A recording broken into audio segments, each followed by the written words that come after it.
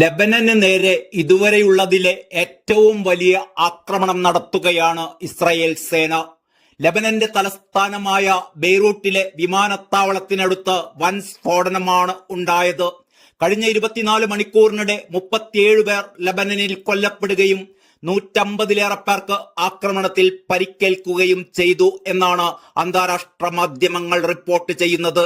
Israel ആക്രമണങ്ങളിൽ ലെബനനിൽ 1974 പേരാണ് ഇതുവരെ കൊല്ലപ്പെട്ടത് എന്നും റിപ്പോർട്ടുകളിൽ പറയുന്നു. ഹസൻ നസ്രുള്ളയുടെ പിൻഗാമി എന്ന് കണക്കാക്കുന്ന ഹിസ്ബുല്ല നേതാവ് ഹാഷിം സഫീദ്ദീനെ ലക്ഷ്യമിട്ടാണ് ഇസ്രായേലിന്റെ ഈ ആക്രമണം എന്നാണ് സൂചന.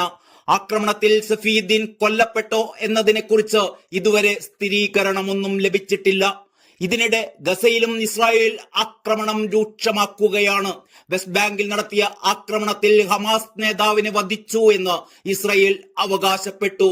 തുൽക്കറാം അഭയാർത്ഥി ക്യാമ്പിലുണ്ടായ ആക്രമണത്തിൽ യഹിയാസർ അബ്ദുൾ റസീഖ് ഔഫിയാണ് കൊല്ലപ്പെട്ടത് എന്നാണ് വിവരം. കഴിഞ്ഞ 20 വർഷത്തിനിടെ ഇതാദ്യമായാണ് വെസ്റ്റ് ബാങ്കിൽ ഇസ്രായേൽ ജെറ്റ് ഫൈറ്റർ ആക്രമണം നടത്തുന്നത്. 18 പേർ ആക്രമണത്തിൽ കൊല്ലപ്പെട്ടു എന്നാണ് കണക്കാക്കുന്നത്. ലെബനൻ സിറിയ അതിർത്തിയായ മസ്നായിലും ഇസ്രായേൽ ആക്രമണം ശക്തമാക്കി. ലെബനന്റെ ഗതാഗത സംവിധാനത്തിന് നേരെയാണ് ഇത്തവണത്തെ ആക്രമണം. 2 മിസൈലുകളാണ് ഇവിടെ പതിച്ചത്. ഈ അതിർത്തിയിലൂടെ സിറിയയിൽ നിന്ന് ഹിസ്ബുല്ല ആയുധങ്ങൾ ലെബനനിലേക്ക് കടത്തുന്നു എന്ന് ഇസ്രായേൽ മിലിറ്ററി വക്താവ് നേരത്തെ ആരോപിച്ചിരുന്നു. പശ്ചിമേഷ്യ സംഘർഷം കനത്തതോടെ ക്രൂഡ് ഓയിൽ വില 5% ഉയർന്നതായി സാമ്പത്തിക വിദഗ്ധർ ചൂണ്ടിക്കാണിക്കുന്നു.